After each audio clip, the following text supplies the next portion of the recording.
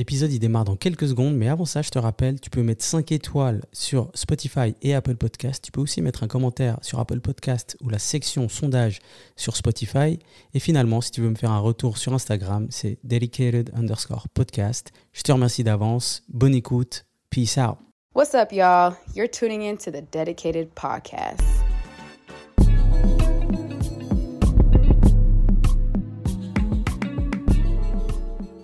Bonjour à tous, j'espère que vous allez bien. On est de retour pour un nouvel épisode et c'est la première fois qu'on va faire ce concept. C'est un concept que j'ai nommé la review du café. On va parler de musique, on va faire la review d'un album d'un artiste. Et pour cela, avant de vous parler de l'artiste et du projet qu'on va évoquer, j'ai deux personnes avec moi. Alors premièrement, j'ai mon acolyte dès que je parle de musique. Moussa, comment tu vas ? Je vais très bien et toi, Abi ? Ça va très très bien, merci d'être là. Et ensuite, j'ai dû apporter quelqu'un qui a traversé les époques du hip-hop suisse. J'ai envie de dire que, je sais pas s'il va apprécier, j'ai envie de dire que c'est un peu notre driver suisse. Oh. Parce qu'à tous les événements, il était là. Donc je suis sûr qu'il a une anecdote sur des choses qui sont passées il y a quelques temps et des choses qui se passent en ce moment.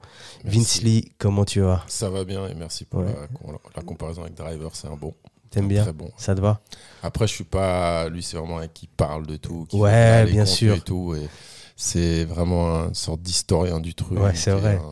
Un raconteur de l'histoire du Ouais. truc, beaucoup plus que moi. Mais t'as les anecdotes aussi. Oui, puis on est de la même génération. Après, j'ai peut-être pas ces anecdotes à lui. J'étais pas en club avec Chou quand il était à Paris. J'étais pas avec Doc Gineco en 95 dans la banlieue parisienne. J'étais pas à ce niveau-là, tu vois, mais j'ai mon expérience ici, évidemment. Au niveau suisse.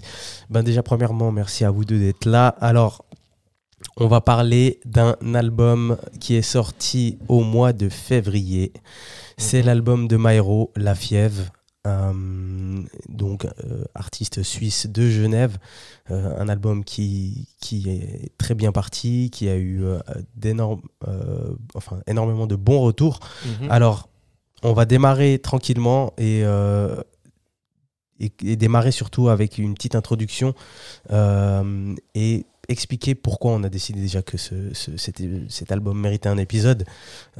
Si c'est pour commencer de mon côté, évidemment c'est un album que j'ai écouté beaucoup de fois, c'est un artiste que je suis de façon très proche, mais j'aimerais bien entendre vous, comment est-ce que vous l'avez écouté, qu'est-ce qui vous l'a fait écouter cet album déjà ? Moussa démarre, voilà, comme ça. Bah, moi, je l'ai écouté tout simplement parce que en ce moment, j'étais en recherche de nouvelles musiques. Je suis pas nécessairement super calé sur le rap suisse. Je suis plus, comme tu le sais, sur le rap américain. Même sur le rap francophone de base, j'écoute plus trop. Et puis, je pense que c'était important quand même que j'essaye de dive in un peu sur tout ce qui était rap genevois. Parce que on est suisse et moi, je suis de Genève. Donc, du coup, c'était important que j'écoute cet album. Et franchement, pour l'instant, je n'ai pas été déçu. Hein. Et juste pour enchaîner, si tu avais déjà connaissance de ce qu'il faisait avant Maero ou bien pas vraiment ? Ouais, moi j'avais connaissance de ce qu'il faisait à l'époque parce que même si moi j'écoutais pas, je savais qui c'était. Ouais. Moi je le connaissais depuis son ancien blaze RKA. Ouais, Donc, t'as lâché les... Ouais, j'ai lâché les dossiers en gros, mais depuis longtemps je savais qui c'était. J'ai forcément écouté 2-3 sons. Et puis, en plus, avec tout le mouvement extrême, super wack. Donc forcément, de temps en temps, dans la ville, t'interviens dans des vibes. Pas t'interviens, mais tu rentres dans des Bien vibes sûr, du groupe. Donc, du coup, forcément, c'est venu à mes oreilles, quoi. Ouais. Bon, Vince, toi, évidemment, j'imagine que la sortie de l'album, déjà aussi par ton métier, hein, à la radio, c'est des choses qui... Moi, je check toutes les... Ouais. J'essaie de suivre hebdomadairement toutes les sorties qu'il y a, les sorties rap. Après, c'est difficile parce qu'aujourd'hui, il y a tellement de trucs qui sortent, entre les trucs carrés, les trucs francophones, les trucs anglais, les trucs suisses. Enfin, du coup, ça rentre dans la case francophone, mais il y a tellement que c'est des fois dur de pouvoir d'arriver à tout écouter. Donc, je vous cache pas que je peux pas évidemment tout écouter, mais Maero, c'est sûr que ça, c'était un truc noté sur le calendrier. On attendait ça fort. Notamment aussi le grunt m'avait beaucoup chauffé, m'avait bien préparé, m'avait donné vraiment envie d'entendre cet album. Et puis du coup, quand il est sorti, on a pressé play avec beaucoup d'attente. À minuit une ? Non, quand même pas. Ouais. Quand même pas, parce qu'en fait, j'évite maintenant d'écouter je deviens vieux, donc faut pas que je me couche trop tard. Et du coup, en fait, j'évite d'éviter les trucs le soir même, à minuit, machin, parce que si c'est bien, ça m'excite. Ouais. Et après, je dors pas. T'as raison. Ou sinon, tu peux avoir des déceptions. Exact, aussi. Et tu dors mal. Ouais, et tu dors mal après. Ouais, c'est vrai. Journée, donc j'ai attendu le lendemain et j'ai écouté ça. Mais j'ai pris le temps, parce que nous, on a l'émission de radio souvent le vendredi, donc les sorties sont le vendredi, donc le jour même, j'ai pas non plus eu le temps de bien. J'ai écouté une fois, mais pas non plus de bien le saigner, de bien m'imprégner. Puis du coup, je l'ai réécouté après. C'est vrai que le grunt, pour l'avoir vu également, c'est quelque chose qui était, je trouve, très marquant. Et du coup, il a créé ce teasing, quoi. Maero, il a fait un truc. Et pour moi, c'est il est incroyable. sur sa faute depuis un an et quelques là. Et sur le rollout de cet album. Le rollout, c'est donc la route. La promo, la route qui ramène jusqu'à cet album. Je trouve qu'il a vraiment fait un sans faute dans les 18 derniers mois avec sortie de EP collaboratif, le petit EP avec Slimka d'abord, je crois que c'était 2023. Ça, c'était avant Omar Chapier. Exact, il y a eu Omar Chapier, il y a eu... Déjeuner en paix. Ouais, puis il y a eu aussi le projet avec Jeune Crack. Exactement. Et puis ensuite et du coup là la sauce elle monte et tu sens en plus déjà sur ces trucs qui étaient déjà forts avant, depuis 9-5 Monte Livre, voire même avant, mais ces derniers 18 mois j'avais vraiment déjà l'impression par rapport au projet qui sortait, des tracks qui sortaient, tout ça, que tu sentais que le level il était en train de monter et que il était vraiment, tu vois, c'est comme si tu es en train de créer ton personnage dans un jeu vidéo ou un truc comme ça, et que ton personnage il est ton profil il est terminé à 70%. Ouais. Et puis Maero, en fait, pour moi c'était un peu ça, il y avait ce truc, mais tu sentais que le potentiel était encore la jauge elle n'était pas remplie. Ouais. Et puis là, plus on a avancé l'année passée, plus je me disais putain, la jauge elle se remplit. Arrivé au grunge, j'étais la merde, et franchement son grunge je l'ai pris comme une patate dans ma gueule, quoi, des gifs dans mes oreilles et dans mes yeux. J'ai trop aimé, j'ai trouvé trop bien le fait qu'il ait pris cette opportunité, puis finalement il en a fait un truc autre que ce que la plupart des gens font, c'est-à-dire venir rapper avec son crew et tout pendant 20 minutes ou 30 minutes. Lui il est venu seul tout. Il a plié 21 instrus sur 51 minutes, c'est quand même un truc de ouf. Et tout de l'exclusif. Exact, exclusif, one shot, il a tout écrit, ça lui a pris un an d'écrire ce truc. Enfin, une sorte de...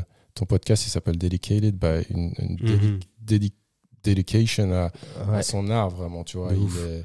Et du coup, tout ce rollout jusqu'au Grun, déjà, ça a fait que ça a créé, franchement, chez moi en tout cas, et je pense que je ne suis pas le seul, une grosse attente pour cet album. Ouais, il a su créer son momentum pour la sortie. Un momentum de ouf. Ouais. Ça, c'est vraiment un truc important, et je pense que beaucoup de gens doivent le prendre comme exemple ici en Suisse ou ailleurs même, c'est de saisir ces opportunités et d'en faire le plus. C'est pas genre, t'es invité pour un freestyle, et vas-y, je vais venir faire un 16 mesures. Déjà, quand il était venu pour les Nayo Sessions qu'on faisait avec Couleur 3 il y a 2017, quelques années. c'était Non, c'est quand même 2020, je crois. 2020 Ouais, je pense. 19, 20, je sais plus, par là. Quand il a fait cette session, à la base, nous, les gars, ils venaient, ils rappaient sur un son, ils faisaient un titre inédit ou autre. C'est donc un format de vidéo, de performance vidéo filmée, où les artistes, les rappeurs venaient plutôt faire un titre, voire un freestyle. Puis lui, il est direct arrivé avec l'idée de faire sur 4-5 instrus. Ouais. Et nous, on était là, ok, normalement, on était là sur des trucs de 2-3 minutes. J'étais là, non, en fait, je vais rapper 6-7 minutes. On était là, oh, ça va être long, mais en fait, on a dit oui, tu vois. Et de nouveau, du coup, même pour la négociation, déjà, tu vois qu'il pense plus loin, en fait.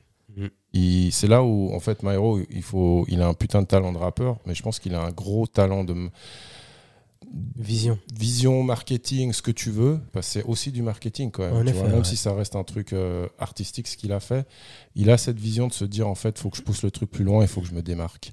Et ça, pour moi, c'est la marque des grands, en fait, des grands artistes qui savent, en fait, en tant qu'artiste, quel est ton taf aussi. Évidemment, c'est faire de l'art, du bon art, de l'art qui va toucher les gens, mais c'est de créer des moments. Ouais. Et comment est-ce que tu crées des moments ? C'est un album, c'est un clip, ça c'est traditionnel, tu vois. C'est un concert, ou alors c'est un freestyle.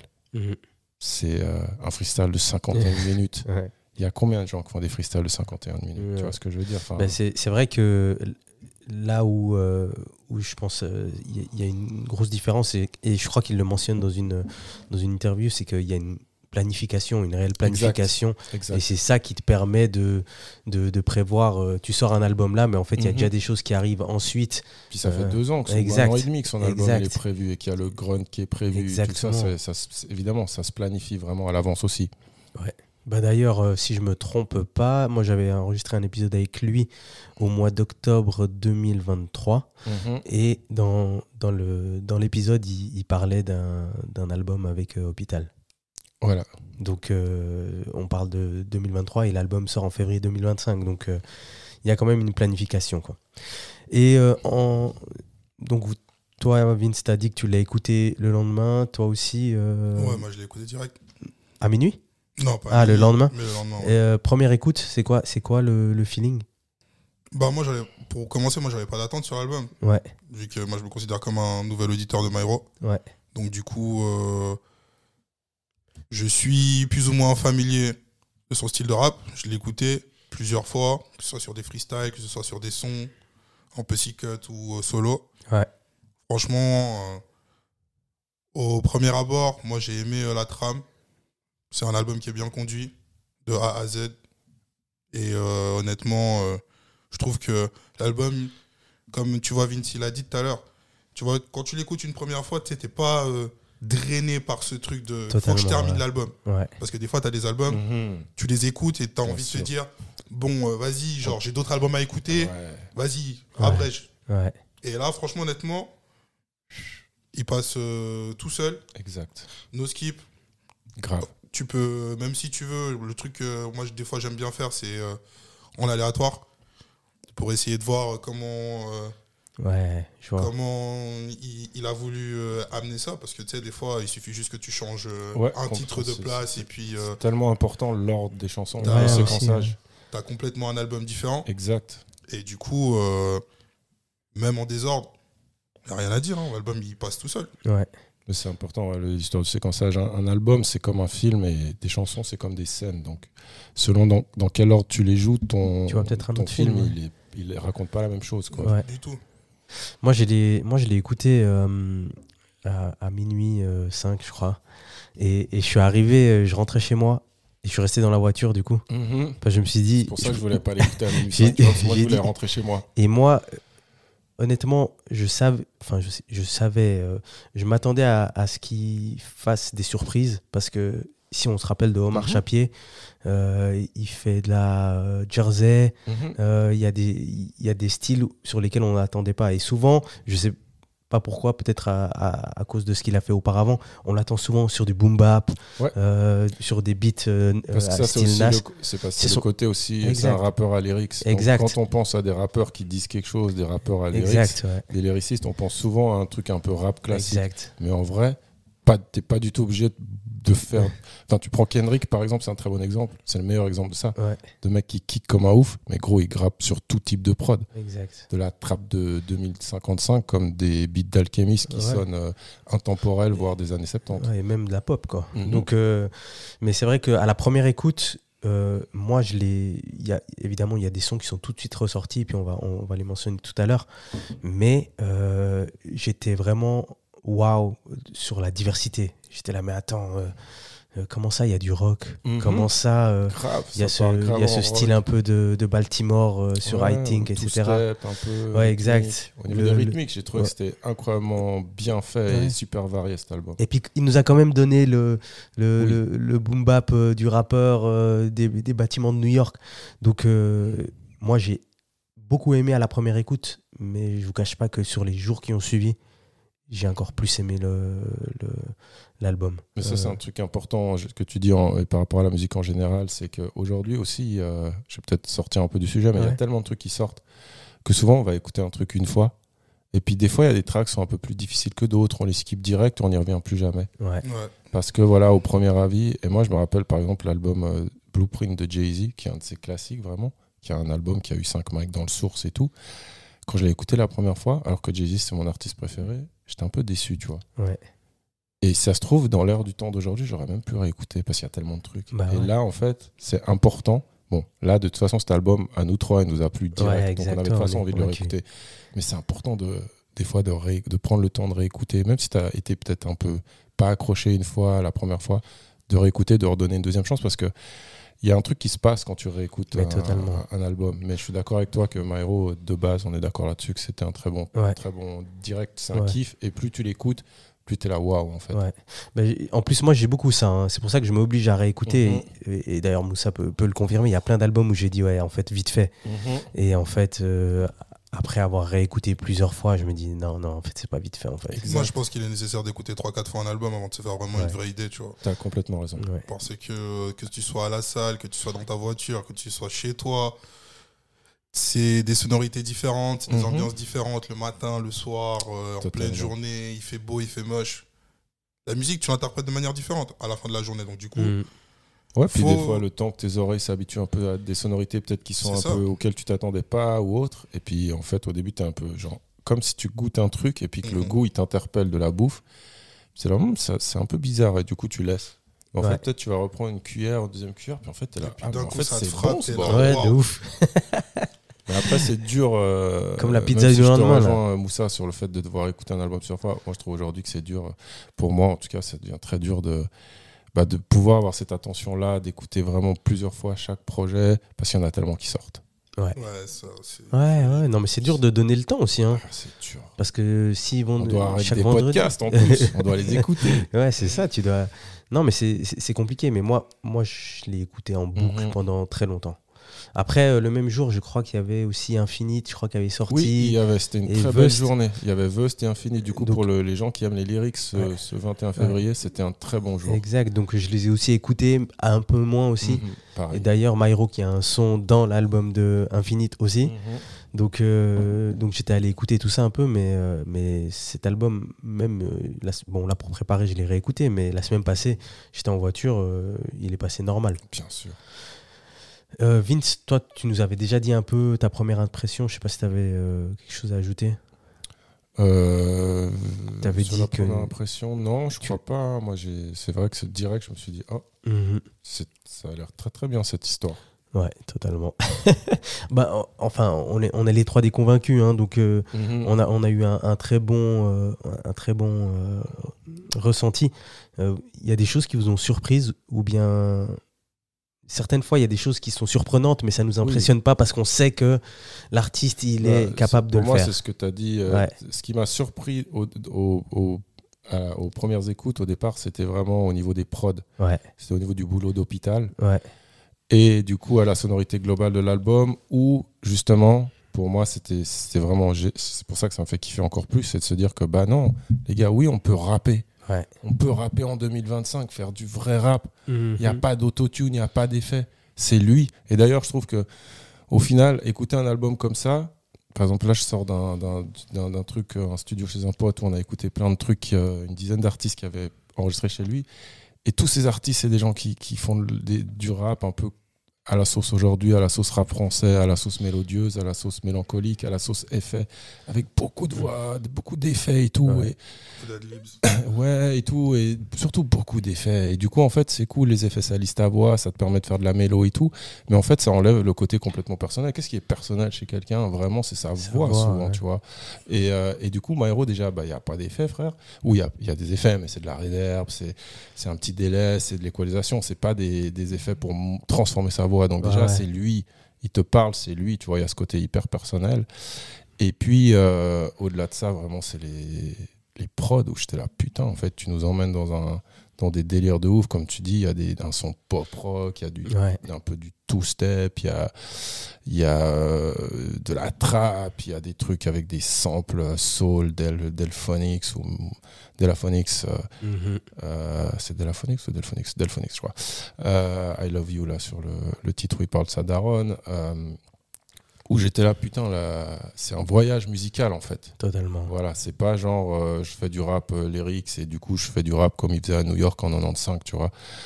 C'est cool ça, mais c'est aussi moi, ça m'intéresse moins. Là, lui, il me fait découvrir, il m'emmène dans des endroits où je pensais pas aller en fait, ou aller kiffer, tu vois. Et ça c'est vraiment un taf formidable qu'ils ont fait avec Hôpital. Moi il m'a même rappelé ce que c'était un album, parce que Oui. y a tellement de choses qui sortent que on ne sait pas ce qu'il y a une mixtape, un album. Aujourd'hui, tu demandes à quelqu'un c'est quoi une mixtape, c'est quoi un EP, c'est quoi un album. Et en fait, je trouve qu'il a vraiment... il nous a rappelé qu'un album, en fait, un premier album, c'est quand tu découvres un artiste et sa personne certaines fois, et son style, et son rap. Et je trouve qu'il nous a vraiment donné ça, en fait. Moi, je suis d'accord avec toi, je vais carrément rebondir là-dessus, parce que vu que moi, c'est vraiment le premier projet de Mario que j'écoute, donc c'est son premier album. Très bonne introduction à l'artiste. Moi, je suis même un peu, je vais pas dire choqué ou dubitatif, mais quand vous me dites qu'il y a des gens qui pensaient qui trouvaient ça un peu bizarre, qui rappent sur du rock, qui rappent sur d'autres types d'instrumental. Ouais. Parce qu'en fait, moi, j'ai jamais eu cette image de Myro, en fait. Pour moi, je sais que c'est quelqu'un qui rappe, et peut-être c'est parce que je l'ai toujours vu avec les mecs d'Extrême. Pour moi, déjà, les mecs d'Extrême, c'est des gars qui sont éclectiques de base. C'est des mecs qui rappent sur pas tout et n'importe quoi, mais sur une variété de sons. Et moi, j'ai des souvenirs de lui rapper avec eux, donc du coup, j'ai pas, moi, cette image de Myro boom bap pur et dur. Il l'est, mais c'est pas la première chose que je me dis juste que c'est un bête de rappeur qui est versatile et qui peut aller sur tout type d'instru. Par exemple, le son pop rock, moi je l'ai écouté, ça m'a pas fait un choc comme Salif dans qui même me suivent. Tu vois ce que je veux dire? Parce que genre ça, c'est quelqu'un qui a vraiment une DA propre propre et claire. Mais même je trouve que si on parle de Myro, je trouve que dans son phrasé, dans son flow, dans sa manière de rapper, c'est tellement malléable que, en fait, j'ai pas envie de dire une connerie, mais si je lui mets une instru d'un ballard, il va danser dessus, tu vois. Il va rapper dessus plutôt, tu vois. Je sais qu'il peut le faire parce que, genre. C'est atypique son flow. C'est atypique, tu vois, genre saccadé, après il accélère, il reprend, il arrive à rentrer dans plusieurs pockets. Donc, du coup,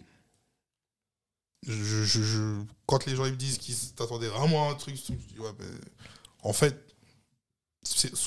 moi, je suis le mec qui voit les choses de l'extérieur, mais j'ai jamais vraiment eu cette image du book, tu vois. Après, c'était peut-être pas forcément en termes d'image de lui, mais peut-être plus en termes d'image rappeur à texte, rappeur qu'on va tout de suite penser, voilà, c'est Oxmo Puccino, ou c'est, enfin, tu vois, un genre d'instru un peu plus classique, pas que Oxmo fait que du boom bap, pas du tout, mais on va plutôt avoir cette image-là souvent, tu vois, genre à l'époque, un 995, quand ils sont totalement. Mecs qui rappent que sur des instrus style années 90. Et du coup, c'est vrai pour certains, on pourrait s'attendre à ce que Myro fasse ça, puis en fait, c'est pas le cas. Il rappe sur du boom bap, certes, mais pas que. Et d'ailleurs, dans plus sur d'autres types, finalement, que de boom bap. Dans le projet qu'il avait sorti avant avec Jean Jass, je crois que il dit que les puristes mettent pas toute leur confiance en moi, ils risqueraient d'être déçus. Donc, vous étiez prévenus. Exact. C'est ça. Et on peut pas, du coup, c'est aussi important de pas enfermer les gens dans des cases, en fait. Totalement. Ça, c'est le plus dangereux. Hein.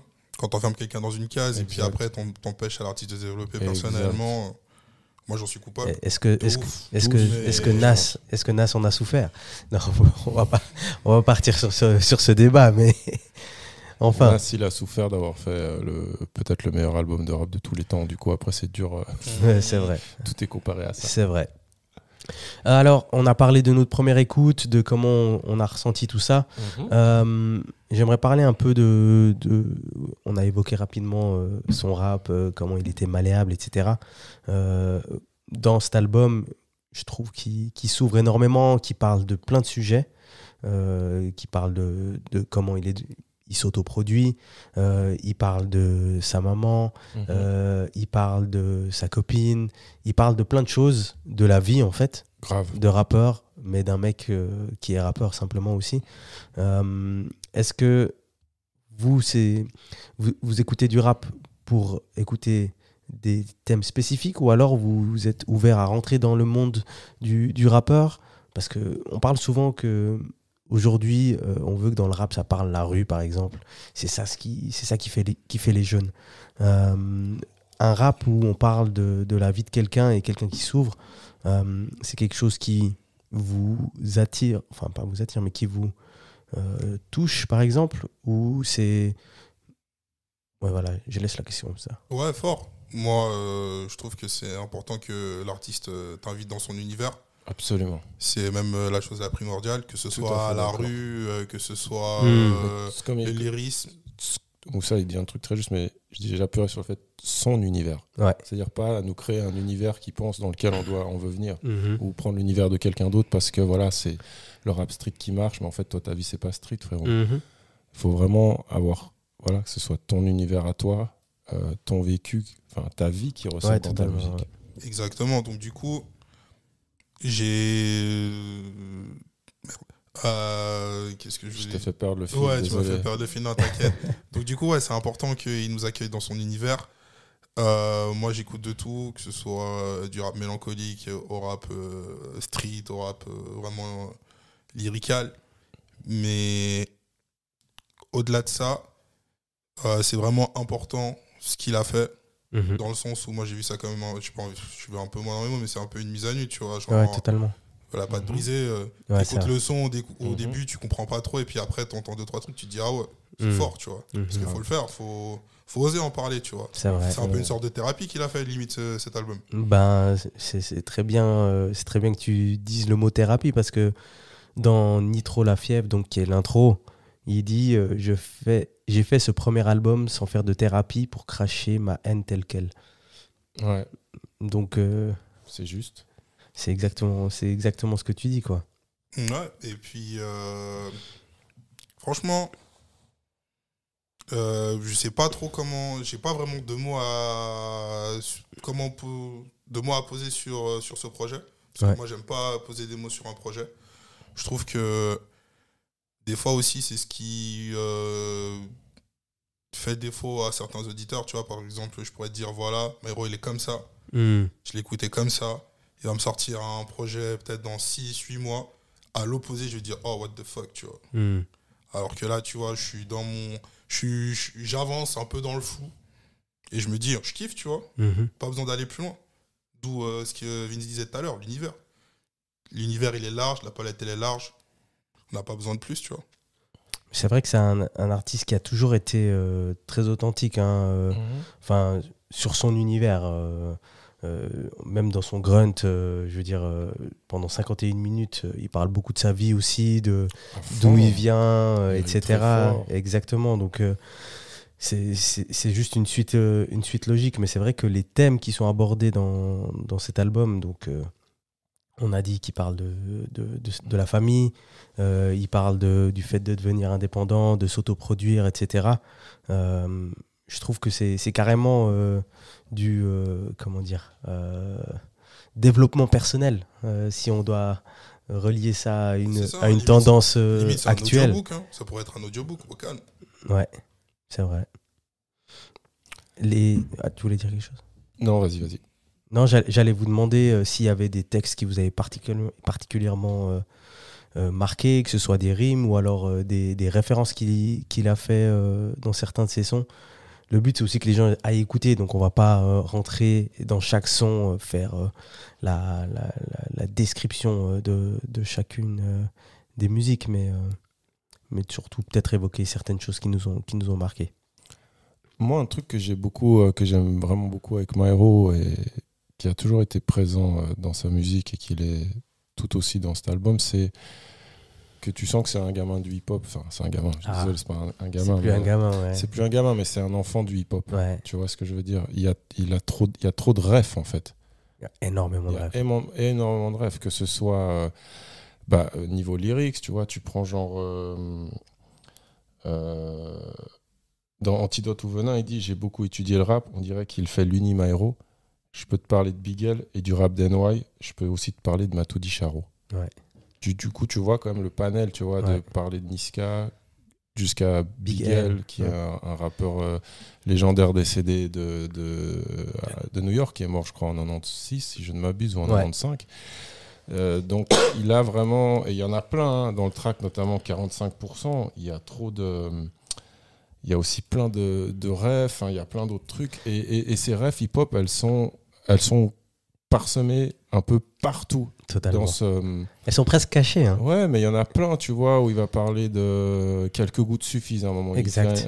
Je sais plus dans quel morceau. Puis ça, c'est une ref au premier album de Arsenic. Il va, par exemple, même au niveau ce que je trouve aussi intéressant, c'est que même il y a des refs au niveau des samples. Ouais, exact. Tu prends le track température, ils reprennent les drums de température de Mobb Deep. Ouais.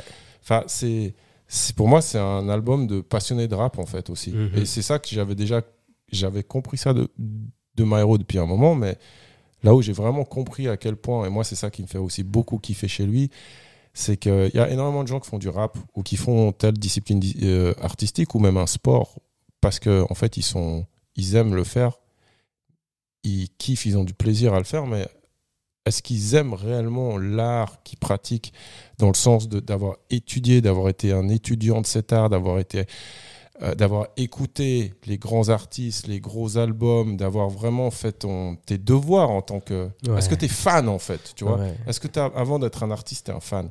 Et Myro, avant d'être un artiste hip-hop, je pense que c'est un fan de hip-hop. Et pour faire, par exemple, un grunt comme il a fait, pour moi, ça, c'était le plus grand hommage que tu puisses faire au hip-hop. C'est ce qu'il a fait avec ce grunt, par exemple, où tu rappes pendant 51 minutes en one-shot sur 21 instrus, avec aucun refrain, que des textes que tu as écrits pour ça. Du coup, moi, à ce moment-là, je me suis dit vraiment, putain, ce mec, en fait, c'est... Non seulement il y a les refs, il y a tout ce que tu veux, mais il y a vraiment cette passion, cet amour du hip-hop. Ouais. Il rend hommage et quelque part, il respecte, il y a un respect de la culture, en fait, chez lui, que j'entends dans sa musique. Et pour moi, c'est un respect de nous aussi, les auditeurs et les auditrices de sa musique. Et pour ça, je trouve que c'est vraiment... Ça me fait trop kiffer, en fait. Ouais. Je crois que c'est pas un secret, je crois que c'est vraiment un amoureux du hip-hop et de sa culture. Et tu viens de mentionner des choses hyper intéressantes, mais dans le hip-hop, on a souvent cette image que le game, il faut se clasher et puis il faut s'attaquer. Mais en fait, il le fait d'une manière en disant certaines fois je suis le meilleur. Mais c'est normal, c'est l'ego trip. Mais quand tu viens et tu fais 51 minutes de grunt, ou alors quand tu dis certaines choses qu'il dit dans ses lyrics, en fait, il met au défi les autres rappeurs, un peu comme... Complètement. Si on revient à 2013 avec Kendrick, qui... Non, c'était pas en 2013. Si, c'est 2013, c'est Control Freestyle. Voilà, où il met au défi tous les autres rappeurs. C'est vraiment ça aussi qu'il aime faire. Et j'aime beaucoup son arrogance humble. Oui, mais c'est vraiment un oxymore un peu comme ça, mais il sait être arrogant, mais avec toute humilité. De fou. Moi, je vais peut-être un peu vous choquer, mais moi, un des sons qui m'a le plus retenu, c'est l'interlude Radio Skit. Parce que l'interlude Radio Skit, il y a tellement de rêves, ce qu'il y a dedans. J'avoue que c'est entre Lemar. C'est tombé les sons de notre enfance, c'est vraiment. C'est ça, en fait. C'est les sons de notre enfance. Après, le son qui vient après, j'ai pas envie de dire que c'est Sophie Alex Bextor, mais je sais pas si c'est ou c'est Moby. Mais en fait, ça va.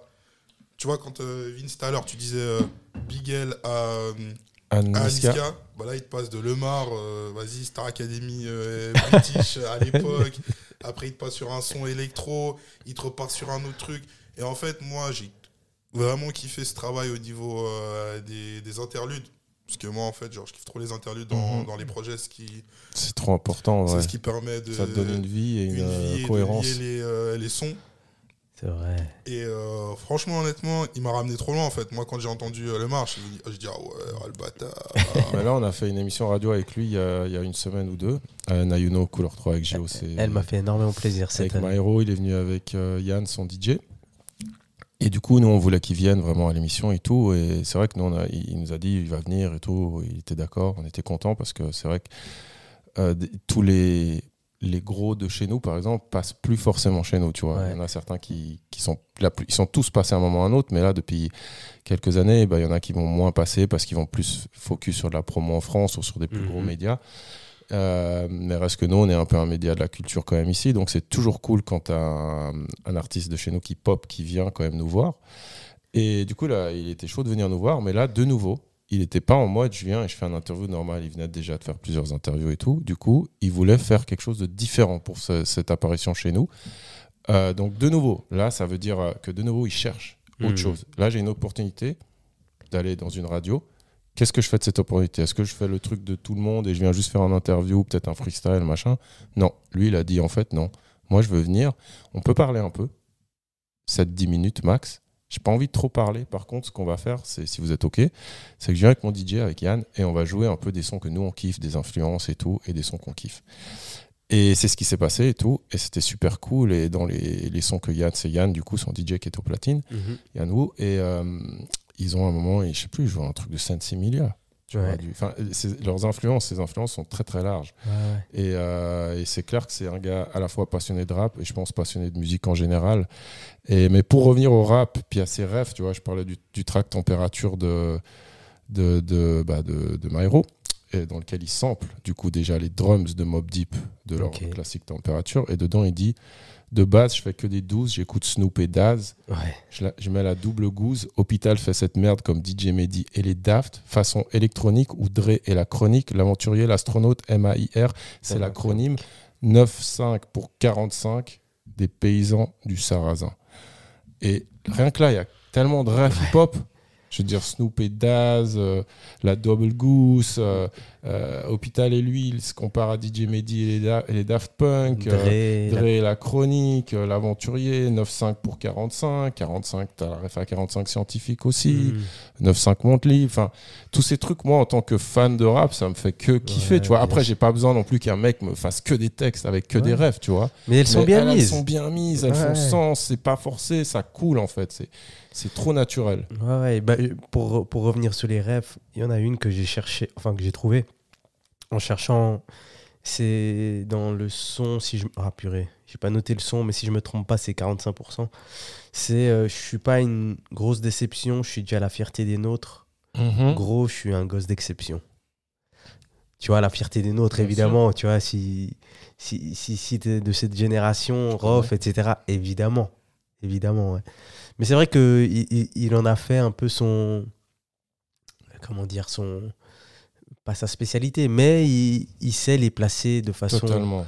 Et ça fait pas celui qui essaye de placer pour que l'artiste, il le voit. Et puis, non, il rend les fleurs à ce qu'il a fait kiffer. De fou. Ça, c'est trop... Moi, j'ai ce kiff des gens qui kiffent la culture, vraiment, qui sont là pas juste pour leur gueule, en fait, qui emmènent le game avec eux, qui emmènent leurs rêves, qui exposent tout ça à d'autres gens aussi qui ont peut-être pas ces rêves et qui vont peut-être du coup aller checker ces rêves, tu vois. Et pour comprendre. Exact, et vraiment ce truc de se dire, parce qu'il y a tellement de gens, en fait, et le rap, c'est tellement un truc un peu facile aujourd'hui, qu'il y a tellement de gens qui arrivent et qui font du rap parce que ça marche, ou parce que c'est le truc à faire, ou parce que, voilà, mais est-ce qu'ils ont le truc, tu vois? Est-ce qu'ils ont vraiment ce machin qui brûle en eux pour cette culture, pour cette musique? C'est vrai. Je suis pas sûr. Tu vois, d'ailleurs, on voit plein de gens qui commencent par faire du rap et qui arrivent très vite, qui bifurquent sur autre chose parce que le rap leur a apporté un peu. Ils se sont fait un nom et du coup, ils changent. Et Myro, je pense qu'on le verra jamais changer, tu vois. Pour continuer sur les... Moi, j'ai noté quelques lyrics aussi. En fait, ce que j'aime beaucoup aussi, certaines fois, c'est qu'il fait des rimes qui me font sourire. Des choses qui me font réaliser une vérité. Je ne sais plus quel son c'était, mais il y a dans un son, il dit pour avoir de la barbe, on se rasait. Ou alors il y en a une autre, et celle-là, je l'aime beaucoup. Il dit là pour niquer le bénéf, depuis que j'ai une stache au-dessus de mes lèvres, une hache au-dessus de mes rêves, je me dis que c'est pas si mal d'ouvrir une supérette. Et c'est vrai que quand on était gamin, on se disait, quand on voyait le gars qui avait la supérette, on se disait ah ouais, ça doit être galère et tout.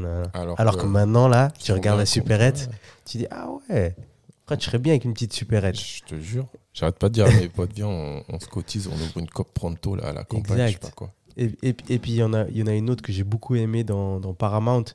Il dit c'est pas ma meuf, c'est ma petite meuf. Chacune de ses peines me brise le cœur. Je la quitte pour le concert vers 19h. Je lui ramènerai des liasses en guise de fleurs. Je trouve que c'est beau. Et puis il y a quand même un jeu de mots. C'est très imagé. Enfin bref, voilà. Dans le même track, j'aime bien, il dit soul rock jazz. N-word, je sample partout. Ce que tu veux, entre parenthèses. DMX avec du sang partout. Blood Ninja.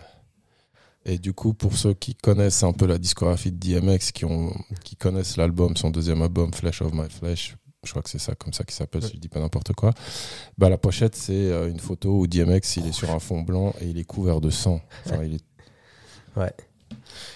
Encore des refs. Ouais. Et la dernière, je dirais, que j'ai notée, c'est c'est dans Dope.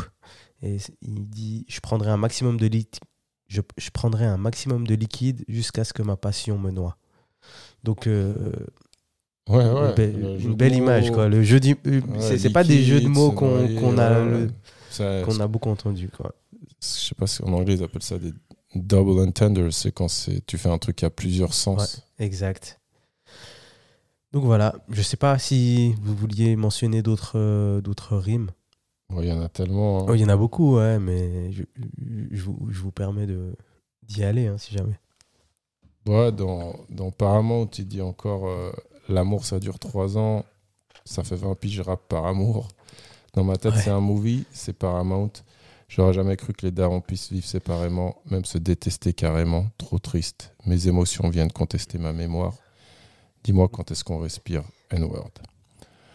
Quand est-ce qu'on va aisément. Exact. Mais je trouve que c'est à la fois très deep, très pudique, très réel. Tu vois, quand ils disent même mes émotions viennent contester ma mémoire. Ouais. Ça veut dire que lui, la façon dont il se souvient de la séparation de ses parents ou de son enfance à ce niveau-là, j'imagine que c'est pas. Il a peut-être voulu l'embellir dans sa mémoire, mais ses émotions font telles que ça le ramène à la réalité et probablement à la douleur que ça a été à ce moment-là. Ouais. Et puis aussi, comme on disait, il se livre de ouf quand même là-dessus, sur la séparation de ses parents. Puis il le fait sur scène aussi.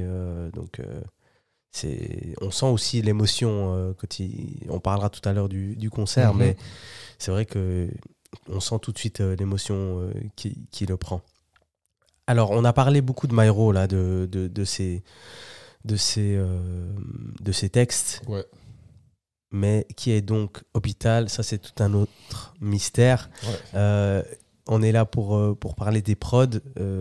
Moi, pour démarrer, je suis surpris de voir un producteur, un beatmaker avec une palette aussi large, en fait. C'est incroyable. Aujourd'hui, tu vois, dans le rap français, tu veux du type Jul, tu vas vers Jul. Tu veux de la trap, tu vas vers un tel. Tu veux de l'afrobeat, tu vas vers un tel. Mais en fait, là, il a servi tous les styles. Mm-hmm. Moi, en tout cas, je suis autant impressionné par ce que Myro il dit sur les sons que les productions. C'est un album de groupe. Hein. Ah ouais, c'est totalement. Vraiment un album de Myro et d'Hôpital. Ouais, tu sens que les deux se complètent, quoi. Ouais. Donc, ça doit évidemment beaucoup travailler tout le truc ensemble, mais c'est très recherché, les instruments. Faut aussi penser de ce côté-là, c'est que c'est très recherché, c'est pas monotone. Non. T'as pas l'impression d'entendre 2 fois la même instru. Non. T'as pas l'impression d'avoir déjà entendu cet instru quelque part chez quelqu'un d'autre. Même t'as l'impression que dans une même instru, t'as 2 instrus. Voilà, t'as plusieurs instrus, voire t'as plusieurs époques. Ouais. Tu vois, tu as des fois un sample, mais tu as peut-être une rythmique qui est beaucoup plus actuelle ou une rythmique qui te rappelle un truc passé, mais la mélodie est beaucoup plus actuelle ou les synthés sont beaucoup plus actuels dans la sonorité. Du coup, tu as vraiment ce truc qui... Je trouve que c'est un album, en fait, aussi qui... Et ça, c'est au niveau des prods, mais pas seulement, mais vu qu'on parle des prods, qui, finalement, je pense qu'il peut toucher tellement de générations d'auditeurs de rap. C'est ça. Ça peut vraiment, tu vois, toucher ma génération comme les générations même plus âgés que la mienne, tu vois, qui ont connu un rap très rap, très lyrics, pas un rap mélodieux, pas un rap auto-tune, tu vois. Et eux vont pouvoir kiffer cet album parce qu'il y a des prods de ouf, parce qu'il y a des lyrics de ouf. Et puis, la jeune génération peut totalement se retrouver là-dedans. Totalement. Parce que c'est un truc de qualité, qui parle de trucs qu'ils vont connaître aussi, et puis parce que c'est un monde dans lequel, en fait, je pense que tout fan de rap, de tout âge, peut se retrouver. Ouais, c'est vrai. Non, mais la diversité des prods, comme on a dit tout à l'heure, température qui est très New York, etc. On a I Think qui reprend... rappelle-moi, Vince, ce style de Baltimore, non? Jersey. Pour moi, c'est plus du garage. Hein. Ouais, moi je dirais garage two step, plus que de la Jersey. Ouais. Après... Il y a vraiment beaucoup de... Moi, je trouve que c'est très intéressant rythmiquement, vraiment, justement. Parce qu'il y a des rythmiques, qu'on peut dire peut-être garage two-step, il y a des rythmiques trap, il y a des rythmiques Il y a du Tears, rock, ouais, Blood Tears. J'arrive pas à dire le style exactement que c'est, mais moi c'est un côté un peu nouveau, je dirais un peu nouveau, un peu two step ouais. sur les bords.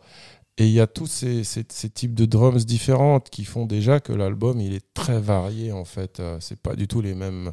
Tu vois, les batteries elles sont différentes de track en track. Il y a un gros travail à ce niveau-là. Et puis qui va aussi avec le reste du taf sur les prods, quoi. Franchement, moi je pense que le travail d'Hôpital, il faut vraiment le saluer là-dessus. Et ce qu'ils ont fait ensemble, c'est Snoop et Daz. Daz qui est producteur plutôt de Dog Pound, mais qui a produit une bonne partie du premier album de Snoop, Doggy Style, même si Dr. Dre qui a eu le crédit. Il y a vraiment ce truc, DJ Mehdi et 113, ou DJ Mehdi et Kerry James. Il y a vraiment ce truc du producteur, ou du Pink Flamingo avec Varnish Sapine avec Makala, du producteur et son rappeur, et qui sont comme un groupe finalement, et ces prods sont comme... c'est comme un tailleur en fait. Elles sont taillées sur mesure pour Myro, vraiment. Ouais. Bah, d'ailleurs, ça fait une trilogie. Hein. Pour ceux qui n'ont pas écouté les projets avant, il y a 9-5 Monde Libre, Rouge Mort et La Fièvre qui est le troisième projet où ils travaillent exclusivement ensemble. Ouais. Incroyable. Ouais, franchement, Big up super Hôpital. Combo. Et autant c'est cool aussi d'avoir des fois plein de producteurs et tout, d'avoir des sonorités différentes, machin. Mais là, avec un producteur, comme Moussa l'a dit avant, il arrive avec avoir un seul producteur, avoir un panel de sonorités qui sont ouf et qui sont hyper différentes, mais qui restent hyper cohérentes en même temps. Totalement. Donc ça, je trouve ça chambé. C'est pas genre t'es là, mais ça va pas, ça. C'est genre, c'est trop loin cette sonorité, ou ça joue pas avec Myro, ou ça joue pas avec le reste de l'album. Non. Pourtant, le truc il est pop rock, ou le truc il est two step, ou le truc il est boom bap, ou le truc il est rap, ou le truc il est trap, ou le truc il est soul, tu vois. C'est vraiment comme un paquet que t'ouvres et dedans il y a plein de couleurs, mais tout est dans le même paquet, quoi. Et c'est fort. Et puis ça joue aussi, tu vois, sur le track justement où il parle de sa daronne là. La patte brisée. La patte brisée avec ce sample des Delphonics justement. I Love You là. Ce sample déjà il est tellement deep et tout. Ouais. Et après voilà, il y a l'hommage à la maman dans le rap, c'est un truc, tu vois, depuis. C'est un classique, ouais. C'est un classique depuis Dear Mama Tupac, voire même avant. Mais lui il le fait à sa sauce, eux ils le font à leur sauce et ils rendent le truc aussi super touchant, super personnel. Ouais, franchement, bravo Hôpital, bravo Myro. On va passer à la partie, on va citer quelques-uns de nos morceaux clés. Alors, vous voulez faire un top 3, ça vous va, un top 3 ? J'en ai 4. Ok. J'autorise le. J'en ai 5. Hein. C'est quoi dans Parole Véritable, il dit, je crois, tiers C+, ou. Ouais. On s'arrange avec la réalité. Tiers C+, ça va très bien. T'en as combien, toi, Moussa ? Moi, je crois qu'il y en a 5. Hein. Ah ouais, 5.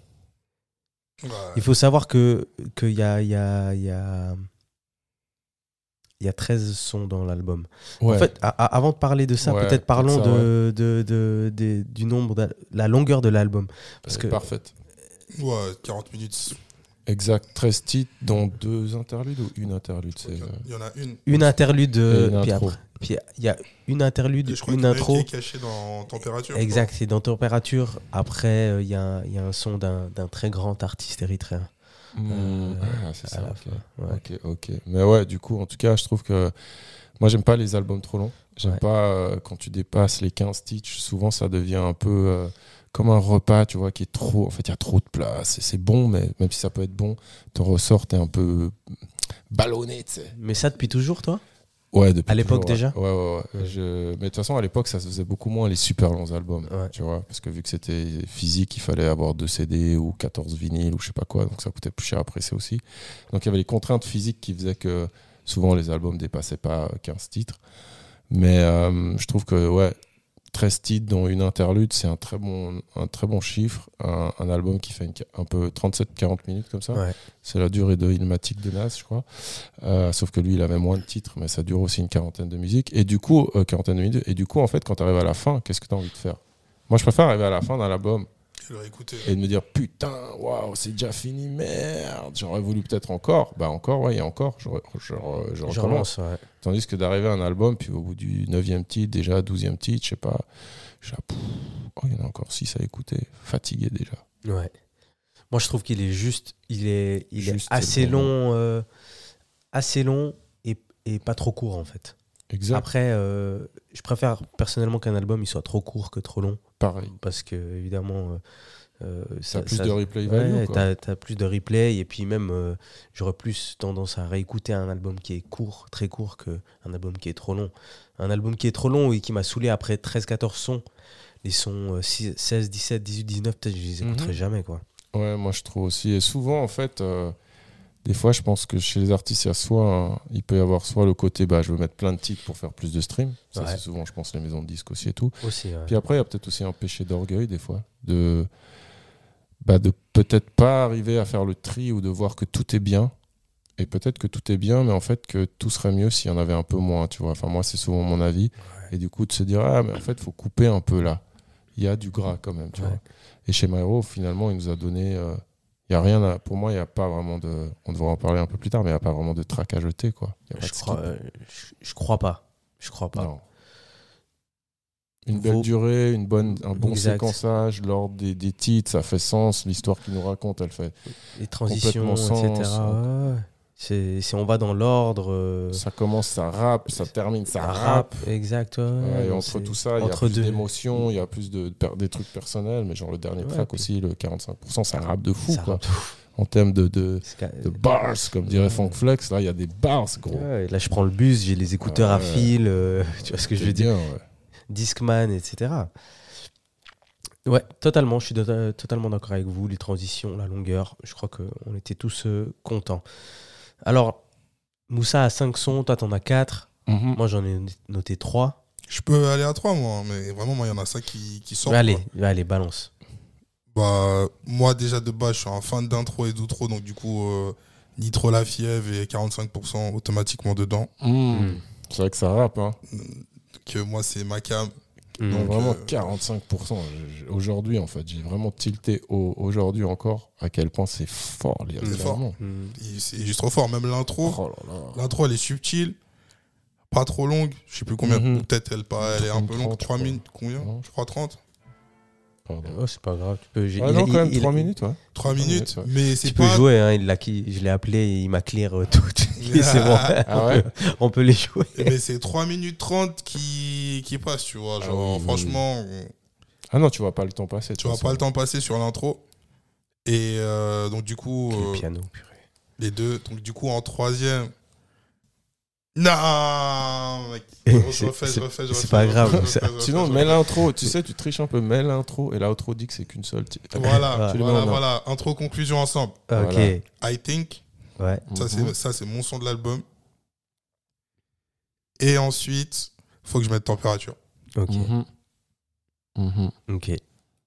Ouais, j'aime bien. Vince ? Moi, j'en ai 4. Donc, je vais commencer par prendre un des titres que tu as dit, du coup, 45%. Okay. Donc, le dernier titre où vraiment, j'étais là, putain, ça se termine, mais vraiment sur genre, en fait, Myro, il veut que quand on finisse l'album, on se dise, putain, le gars, on va à la guerre, là. Très bonne note. En termes de rap, là, il va falloir venir le chercher, quoi. Et sinon, pas forcément dans l'ordre, hein, mais beaucoup aimé Paramount. Ouais. Déjà, la prod. Le sample, le côté soul, mélodieux, j'adore. Il y a là les refs, il y a la ref à DMX avec son son partout, tout ça. Comme il y a une autre phase où il dit comme Rof et sa pelle, il y a Myro et sa hache. Exact. Si vous vous souvenez, vous avez la ref de Rof avec sa pelle. Bien sûr.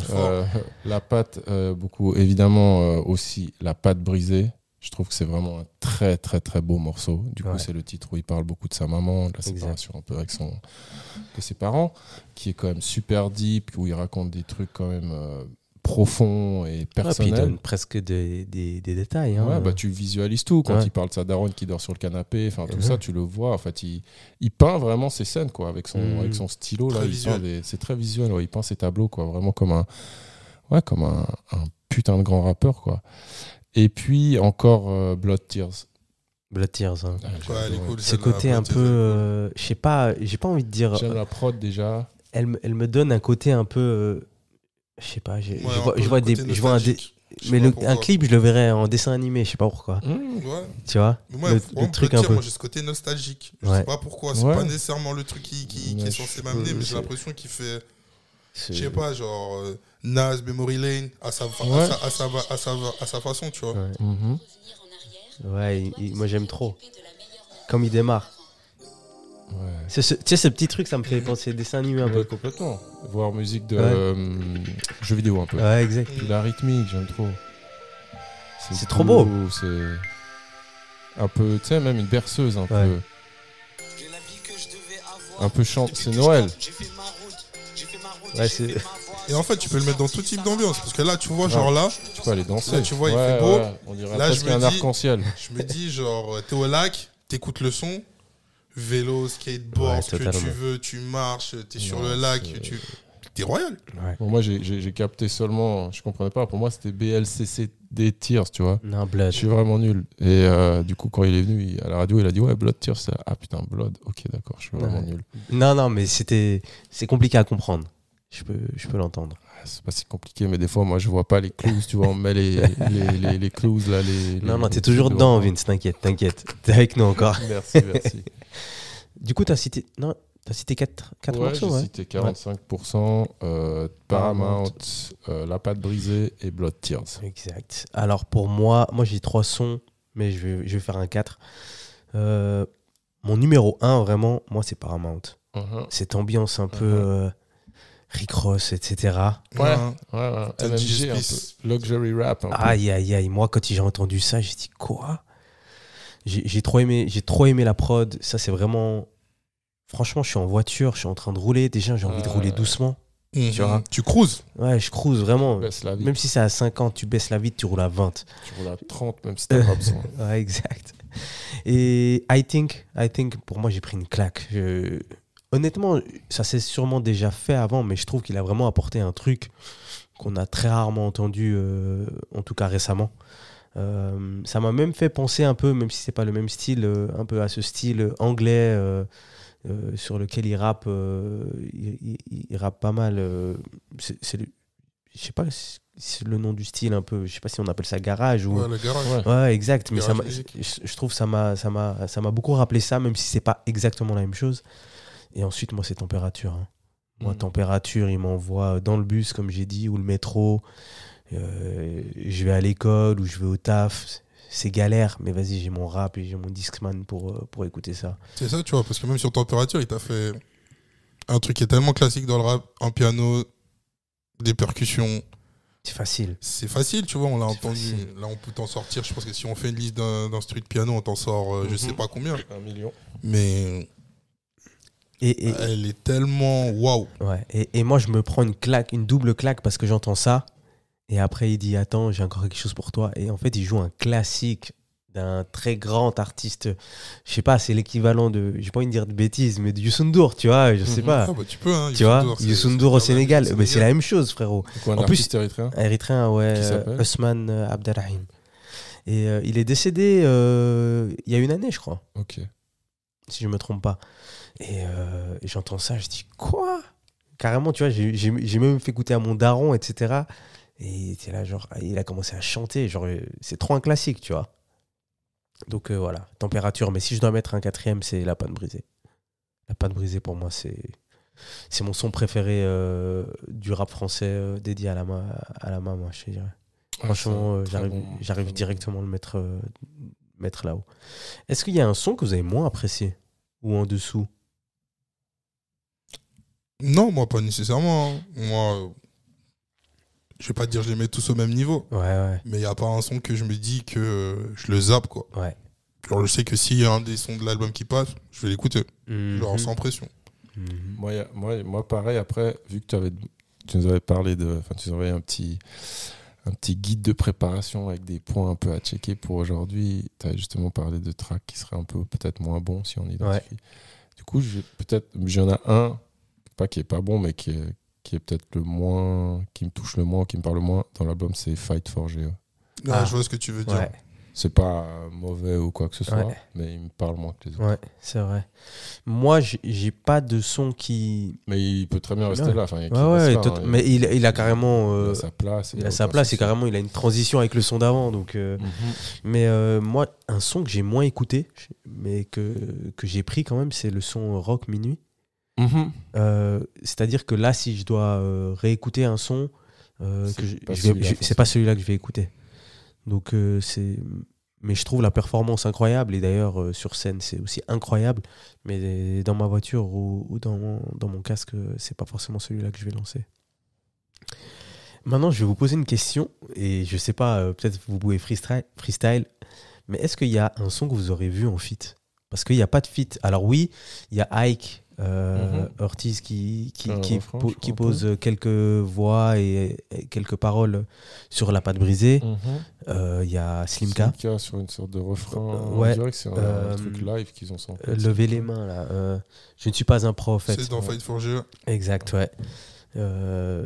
Qui est une très belle transition en plus dans ce son. Mais est-ce qu'il y a des sons que vous aurez vus en feat?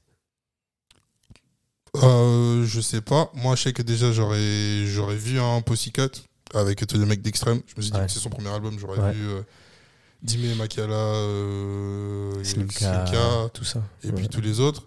Après, moi, je pense que sur I Think, Makala, il aurait pu faire un truc de ouf. Hein. Ouais. C'est vrai. Hein. On sait pas, peut-être un remix, hein, je sais pas. Il y a rien qui était impossible. Moi j'ai vu beaucoup plus loin, hein, les gars.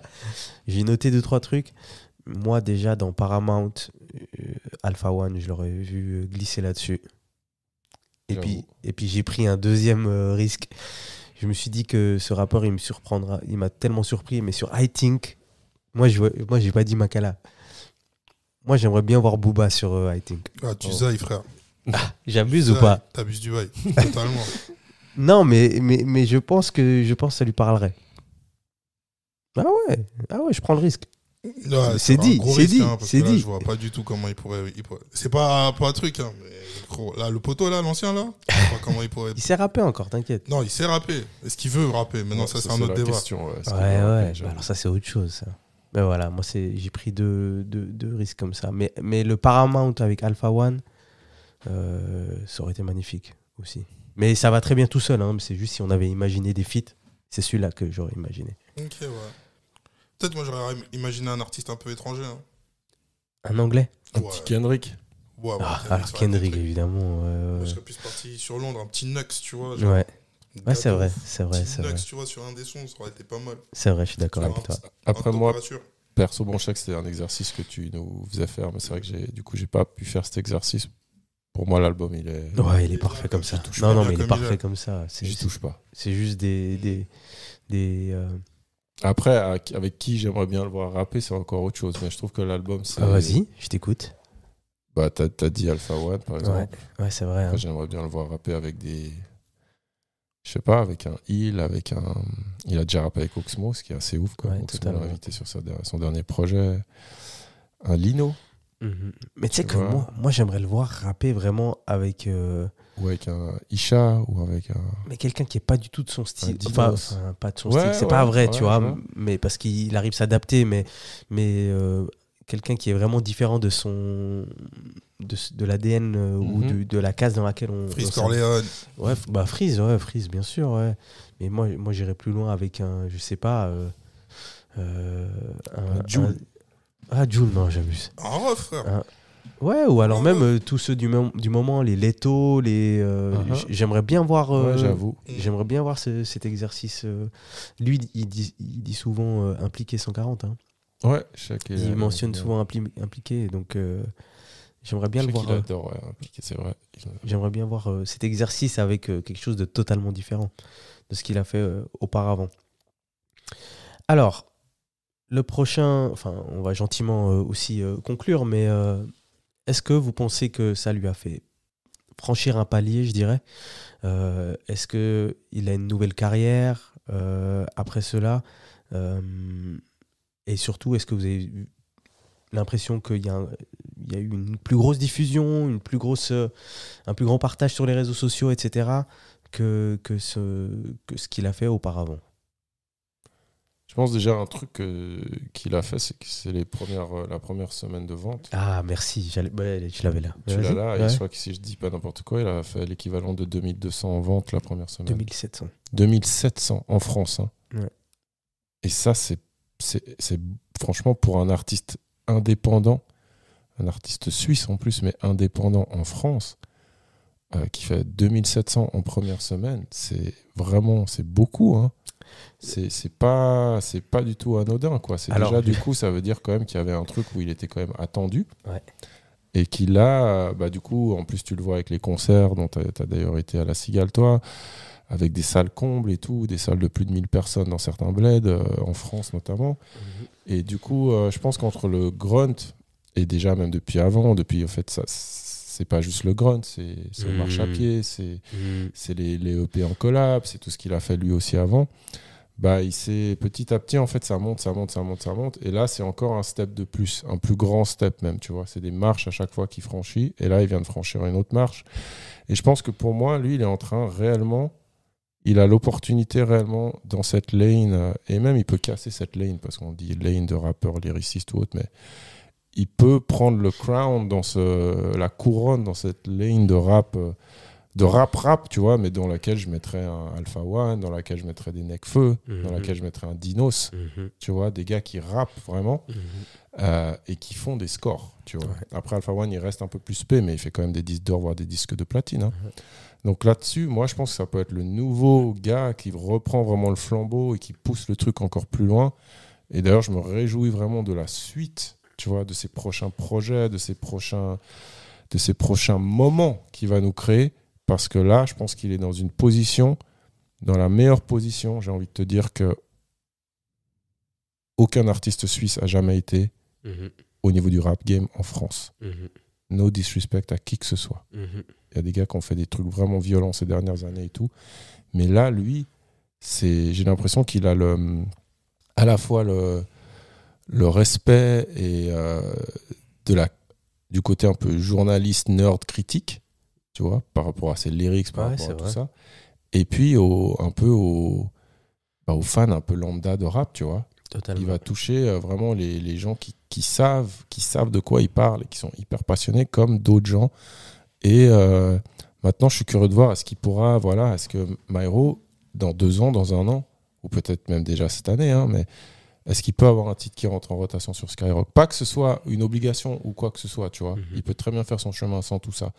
Mais est-ce qu'il y a un moment où finalement il va, et c'est déjà le cas, il a en fait sa formule artistique, la sauce là, elle est parfaite. Maintenant, est-ce qu'il peut la rendre encore plus populaire, mais sans dénaturer son art ? Est-ce qu'il arrive à ramener encore plus de chansons dans son délire ? Moi, je pense que oui. Et ça se trouve, demain, Myro, il est à Bercy, ou il est je sais pas où. On lui souhaite. Hein. Juste pour revenir sur 2 choses que tu as mentionnées, alors c'est 2700 ventes. Et si je me trompe pas, j'ai pas envie de dire de bêtises, mais en vinyle, il était top 1 ou top 2 France pendant. Je pense qu'il y a pas mal de ces ventes-là, c'est de la vente physique. Du coup, le merch, le vinyle et tout. Exact, ouais. Très smart, il faut le faire, ça. Et d'ailleurs, ça rapporte aussi des sous pour les artistes aujourd'hui, ce genre de truc. C'est vraiment une rentrée d'argent importante, je pense. Mais vraiment, ces chiffres sont vraiment... C'est fort. Ouais. C'est très fort. 2700 en une semaine, c'est hyper fort. Je sais pas combien il a aujourd'hui, mais il doit être à 5000, 10 000. J'ai pas vérifié. J'ai pas vérifié. Mais c'est incroyable. Et je pense que ça, si tu veux, ce projet aussi, prends l'album de Luigi.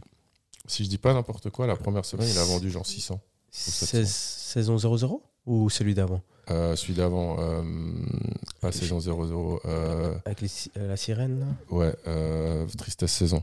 Ouais. C'est ça ? Tristesse Business. Ouais. Et c'est ça, cet album qui a fait pop Luigi.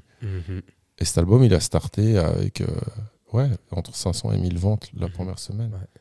Sauf qu'ensuite, il a streamé chaque semaine la même chose, voire un peu plus. Il n'a pas eu genre un truc, tu vois, souvent les albums ils sortent grosse première semaine, et ensuite ça baisse. Ouais. Et puis un gars comme Luigi, en fait, cet album il a travaillé sur 2 ans facilement. Plus il est sorti en pleine pandémie, du coup voilà, il n'a pas pu faire la tournée tout de suite, la tournée est arrivée beaucoup plus tard. Et il a fini disque de platine, il a fini au Palais au Festival, enfin pas que pour les Français, le Palais au Festival soit la folie, mais sur des immenses festivals, il est devenu une star vraiment aussi de sa niche, certes, parce que ça reste une niche, on va dire, Luigi, ce qu'il fait, mais c'est une niche qui touche 100 000 personnes en fait, tu vois, en termes de vente d'équivalent de disque de platine. Et je pense que Maero, il peut aussi avoir ce truc où cet album, il marche sur du très long terme. Totalement. Donc on verra après si ce que je dis se réalise ou pas. Écoute, tu as fait un bon statement en tout cas. Mais c'est vrai que j'ai vraiment l'impression qu'il est dans une situation où s'il continue à rêver et à planifier comme il le fait et à marketer les choses comme il le fait, ça ne pourra que grandir. Je pense qu'il y a encore du public à prendre. Il y a grave du public à prendre. Il a une marge de progression encore énorme. Exactement. Et je voulais quand même parler d'une chose parce qu'on a beaucoup parlé de les 18 mois avant la sortie de l'album. Mais je trouve que la façon dont il a géré l'après-sortie de l'album, alors je ne parle pas de tournée, mais... son intervention chez Mehdi Maizi, le code, le fait qu'il ait fait le Combini, qu'il ait fait l'interview avec Nifa aussi, je trouve que tout était méga cool à regarder. Tout est juste et tout se complète. C'est pas t'as vu un truc, t'as vu tous les trucs. Exactement. Tu vois, genre il va faire le même interview, le même exactement, contenu. comme il faisait à l'époque, quoi. C'est de nouveau ce truc de stratégie. Totalement. D'être stratégique, de choisir, de sélectionner chez qui tu vas, avec qui tu vas parler et de quoi tu vas parler. Exactement. Et ça, pour moi, il est vraiment super fort là-dedans. Et dans les 3 interviews, comme tu as dit, on parle de choses très différentes. Il parle de lui aussi, mais on parle de 3 choses totalement différentes, de différents sujets. Et dans les 3, on en découvre toujours un peu plus sur lui. Donc, je trouvais important de mentionner aussi l'après, parce que souvent, on se concentre sur la partie avant où on dit je sors bientôt un album ici et ça, mais la partie après elle est très importante aussi, quoi. Préparer l'après, voilà. Puis je pense qu'il a cette en fait il a aussi ce truc d'avoir vu, d'avoir été là, d'avoir été présent, d'avoir suivi l'évolution de ces gars à lui, des Makala, des Sinika, qui sont les têtes de proue de son groupe. C'est pas lui la tête de proue, c'est totalement. pas lui le leader à la base. Totalement. Lui, il est plutôt derrière. C'est eux qui pop avant. Du coup, lui, il peut observer tout, comment ça se passe pour eux, leur stratégie et tout. Je pense que ça fait aussi partie du fait que voilà, c'est un gars qui est étudié, qui smart, et qui ensuite peut se dire il y a ça qui serait intéressant de faire, ça qui serait intéressant de faire différemment, ça. Et du coup, il arrive avec un truc qui est aussi hyper pertinent, qui reste sans non plus se livrer à tous les interviews de la planète. Il en fait, et de nouveau avec des stratégies différentes, des contenus qui vont être différents et complémentaires, mais où il est quand même présent et il se livre aussi. Tu vois, et ça, c'est quand même important avant d'être PNL et de ne pas faire d'interview et de disparaître pendant 4 ans, 5 ans, je ne sais pas combien de temps entre chaque projet. Est-ce qu'ils vont même et puis revenir que tu reviens, et puis que chaque fois que tu reviens, ça fait boum. Avant d'en arriver là, souvent, il faut construire un rapport avec les médias aussi, avec le public, qu'on apprenne un peu à te connaître. Et puis après, une fois que tu atteins un certain level, Kendrick Lamar, PNL, je sais pas qui, tu deviens un peu plus en mode silencieux ou autre. Et lui, je pense qu'il a compris qu'il devait se trouver un peu dans un entre-deux, entre donner quelque chose, être présent dans les médias, mais pas non plus trop, et pas que ce soit redondant surtout. Je crois que tu as tout résumé. Merci Vince. Merci à vous. Dans les dernières choses que je voulais mentionner, il y avait une question, c'est est-ce qu'on peut parler de classique? Alors, dans le rap francophone, comme on discutait avant l'enregistrement, c'est assez compliqué de parler de classique dans le rap francophone parce qu'il y a tellement de sorties, il y a tellement de choses qui sont déjà classiques. Je dirais qu'en Suisse, on a peut-être moins de choses qui sont marquées dans le temps. Est-ce qu'on peut parler de classique pour cet album? Il y a un journaliste rap qui m'a mis top 5 du rap suisse cet album. Mais toi, Vince, qui a vu beaucoup de choses qui se sont faites dans le rap suisse, est-ce qu'on peut parler de classique? Carrément. Ouais. Pour moi, c'est un des meilleurs projets qui est jamais sorti de notre pays, ça c'est sûr. Certain.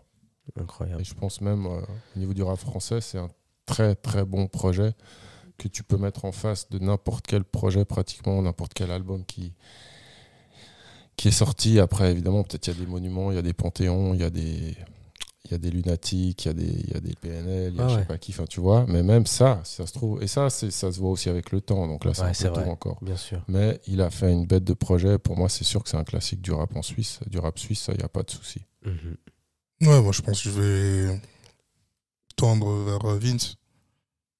Parce que, en soi, c'est un des projets les mieux construits que j'ai écouté sur la scène helvétique. Que ce soit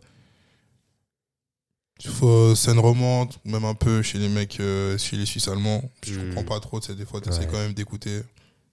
De ce côté-là, je pense que. C'est ton top 1, quoi. Je sais pas, je pourrais te dire top 1, mais je pense que c'est déjà, c'est le projet que j'ai préféré. Ouais. Donc, forcément, dans moi, il serait top 1. Après, je pense que ce qui va vraiment étonner les gens, c'est qu'il va bien vieillir. Je pense qu'il va vraiment bien vieillir. Je pense aussi, ouais. Et avec le temps, là, tu pourras avoir des sérieuses discussions là-dessus, tu vois. Genre, moi, j'ai un peu cette image par rapport quand il disait tout à l'heure, il faisait le comparatif avec Luigi. Moi, je fais un comparatif avec les States. Moi, j'ai un peu le comparatif avec Larry June. Ouais.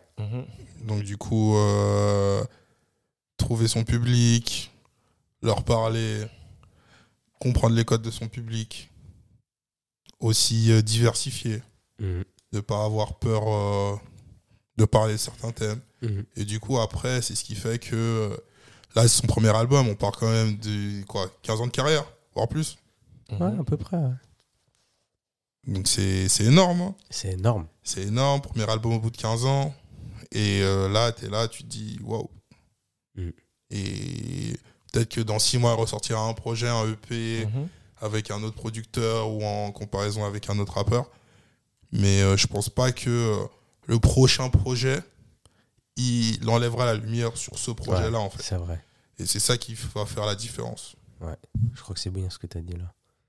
Moi j'ai très peu consommé du rap suisse, alors j'ai consommé des sons, etc. Donc, moi, par défaut, ça devient mon album préféré ever suisse. Après, bien sûr, j'ai écouté beaucoup du Makala, etc. Donc ils suivent juste derrière, mais j'ai pas assez écouté toute la scène genevoise, Marécage Street, MAM, tout ça. J'ai pas assez écouté pour dire. Donc par défaut, je le mets numéro 1, mais c'est pas forcément rationnel. Oui, bah après, de toute façon, je pense qu'on va tous être d'accord autour de cette table, c'est de se dire que c'est un putain de projet. Ouais. Ça, c'est clair. Il est dans le top. Après, est-ce qu'il est 1, 2, 3, 4 Ouais, totalement. Ça sort de goût. Mais je pense que c'est difficile émotions. de dire que cet album n'est pas bien. Que c'est pas un truc vraiment hyper bien. Et si t'aimes pas, prends le temps de le réécouter tranquillement, ça va passer. Exact. Après, si t'aimes pas, peut-être t'aimes pas le rap. Non, je rigole. Et quand vous l'avez écouté, je vous ai pas demandé ça. Est-ce que vous avez aussi imaginé la version live? Est-ce que vous vous êtes dit non mais ça en live aussi ça doit péter? Moi, je pense que tout l'album pète en live, parce que moi, la plupart des mecs de Genève, je les ai tous vus en live. Ils sont chauds. plus vus en live qu'écouter leur projet. Donc du coup, je pense que ce projet en live, ça doit vraiment donner quelque chose d'assez cohérent et d'assez fou, tu vois. Puis ils sont super. Pas assez faux pour que je me remette dans la fosse, mais assez cool, quoi. Puis SWK, de toute façon, ils sont super chauds sur scène. Mais toi, c'est vrai. moi, c'est vrai que je l'ai pas. Moi, je l'ai vu enregistrer des freestyles devant moi, faire des trucs comme ça. Mais j'ai vu le grunt sur YouTube, mais je l'ai pas vu en perf live en vrai. Et toi, t'étais à la Cigale, du coup, c'était comment? Oui, j'étais à la Cigale donc la semaine passée. C'est à l'image de la façon dont tu l'as décrit auparavant. C'est-à-dire que il sait ce qu'il fait. Il y a des choses qui sont très maîtrisées. Donc des positionnements, des lumières, il a une scénographie, etc. Donc il y a des choses qui sont très maîtrisées. Et après, il a aussi des moments où il vibe avec le public. Il a ce public qui est hyper engagé. Et du coup, ça lui donne beaucoup de force. Et c'est quelqu'un qui, à la fin de ses concerts, il est lessivé, quoi. Donc, comme tu l'as dit tout à l'heure, SWK, ils sont connus pour la scène. De fou. Et c'était pas le leader. Donc, je pense que ça, à ce moment-là, ça l'a aussi poussé à nourrir et à bosser cette scène. Et aujourd'hui, sur scène, il donne tout. Le public devient complètement fou. Big up à Yann Wu parce que ils sont DJ parce qu'ils font un super jeu ensemble. Il met sa patte aussi. Il participe. Il y a des sons qui sont un peu modifiés. Ils font des tests. C'est pas que tu viens et t'écoutes l'album. Non, il t'offre un spectacle. C'était magnifique. Le public était en feu. Il y avait tous ses fans. Il y avait des acteurs du rap game qui étaient là aussi. Et tout le monde, à l'unanimité, a adoré, quoi. On a tous passé un très très bon moment. Donc c'était magnifique. Franchement, je recommande à tout le monde. D'ailleurs, il vient à Paléo. J'espère vraiment qu'à Paléo, alors bien que je lui souhaite la grande scène, etc. Le chapiteau. Mais je lui souhaite le chapiteau. Parce que le chapiteau à Paléo, je pense que si c'est cette scène-là, ça va exploser. De fou. Je pense que c'est celle-là qu'il faut. Après, Vega, elle est bien, mais le problème, c'est que le son, c'est pas pareil. Puis c'est énorme. Mais le chapiteau... Et ensuite, je crois qu'il enchaîne sur d'autres dates internationales, sur d'autres festivals. Donc voilà. Mais toi, tu viens à Paléo, toi ? Je sais pas c'est quel soir, Maëro. Jeudi. Je vais essayer, en tout cas. Voilà. Je vais essayer de trouver un billet. Bah, viens, demande à Géos. Géos, il donnerait à lui. Toi, tu viens à Paléo, Moussa ? Ouais, c'est bon, j'ai mon billet. Ton billet ? Magnifique. Bon, ben, on pourra en discuter après le concert à Paléo, mais je pense que vous allez être... un podcast sur scène. Exact, vous allez être servi. Je serai là-bas pour le podcast, donc vous passez direct après. Je crois qu'on a tout évoqué. Est-ce qu'il y a des choses que vous vouliez mentionner que vous n'avez pas fait ? Moi, je voulais peut-être juste dire un truc par rapport à Maëro encore, c'est qu'il a quand même un truc atypique.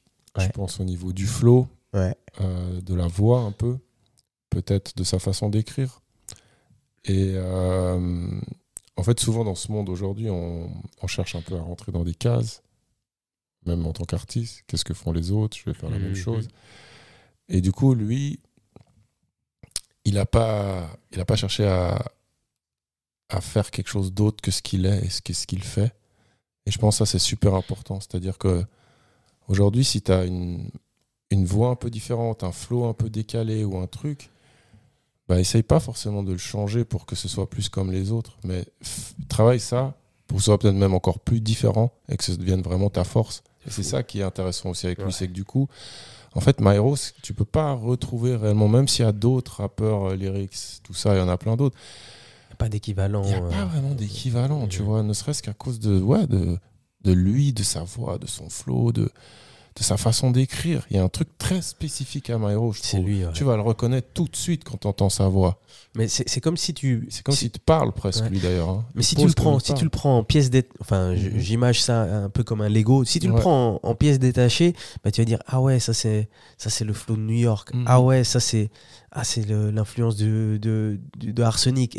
Mais quand tu mets tout ensemble, en fait, ça devient atypique, en fait. De fou, non, il a un truc très, quand même, spécial, quoi, qui est différent. Et en fait, la différence, au début, quand tu es un jeune artiste, peut-être que c'est un truc qui va te freiner parce que les gens vont pas forcément adhérer ou j'en sais rien, c'est trop différent, ou ça sonne pas comme lui ou comme lui. Puis en fait, non, c'est un truc à se dire, mais en fait, c'est comme si je sais pas, moi, tu rappes avec un accent du Jura, frère, change pas ton accent. Change pas, essaye pas de sonner comme un mec du 9-3 ou de je sais pas où. Sonne comme tu sonnes, parce que ta différence, c'est ça qui va faire que tu vas pouvoir sortir ta tête de l'eau, moi je pense. On va te remarquer. Simplement, il faut que ta différence t'en fasse vraiment une force et que tu la maîtrises de A à Z. Et ça, lui, au-delà de la différence, il maîtrise son rap de A à Z. Donc moi, c'est juste ça que je voulais dire encore, c'est que si vous avez des choses où vous sonnez un peu différemment dans votre façon de chanter, de rapper ou de faire des prods, bah c'est pas grave, même si ça se trouve, c'est même bien en fait. Appuyez là-dessus. Appuyez dessus. C'est vrai. Je crois que c'est un bon mot pour conclure l'épisode là. Ouais, fort. Moi, je vais juste lui dire SO pour m'avoir fait ramener à des moments lointains quand il dit je suis posé devant le McDo, je suis là mais je suis pas là, j'ai l'impression que je suis dans le coma. Il parle aussi du Mike Wang, non il parle du Mike Wang. Il a quelques refs là que tous bons jeunes voient de toute génération, parce que Mike Wang c'est là depuis que moi j'étais ado. où on allait bouffer du riz cantonais à 6 balles ou 4 balles, ou je me rappelle plus combien. Il a peut-être un Et peu augmenté. hein, que là, le public français peut pas comprendre. Non, mais c'est pas pour vous. Vous avez déjà assez les mais à publics Paris, français. Là. à Paris, il y a, je sais plus dans quel son, il parle. C'est peut-être dans l'intro. Il dit on me reconnaît, du petit au grand ça connaît. Mais tout le public en France chantait. Ils savent pas du tout de quoi il parle, quoi. Mais toi, tu penses que c'est quelqu'un. Il y a le petit ça connaît, puis il y a son grand frère, le grand ça connaît. Exact. De la famille ça connaît. Exact. Bon, en tout cas, les gars, je crois qu'on a évoqué pas mal de choses. À fond. On verra, peut-être qu'on parlera d'un prochain projet s'il y a quelque chose qui sort prochainement. Mais à toutes celles et ceux qui n'ont pas écouté le projet, je répète, La Fièvre de Myro. Sur les réseaux, c'est Myro Extreme si vous voulez aller suivre tout ça. On n'a pas parlé de la cover, purée. La cover, elle est Elle deep. est belle. Ah ouais, hein.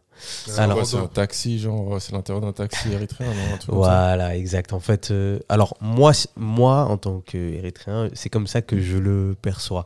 C'est vrai que dans les taxis en Érythrée, il y a toujours ce truc sur le volant. Ouais.